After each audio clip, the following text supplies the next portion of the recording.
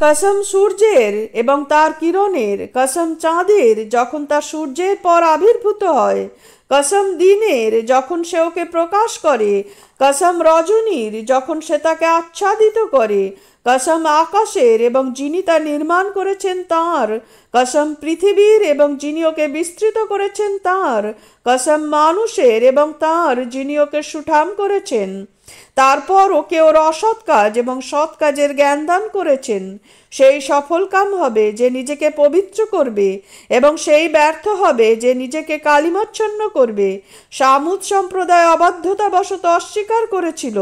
ওদের মধ্যে সর্বাধিক হতভাগ্য ব্যক্তি যখন তৎপর হয়ে উঠল, তখন আল্লাহর রসুল ওদেরকে বলল, আল্লাহর উটনি ও তাকে পানি পান করবার বিষয়ে সাবধান হও। কিন্তু ওরা রসুলকে অস্বীকার করলো এবং সেটিকে হত্যা করলো। ওদের পাপের জন্য ওদের প্রতিপালক ওদেরকে সমূলে ধ্বংস করে একাকার করে দিলেন, এবং তিনি পরোয়া করেন না এর পরিণাম সম্পর্কে।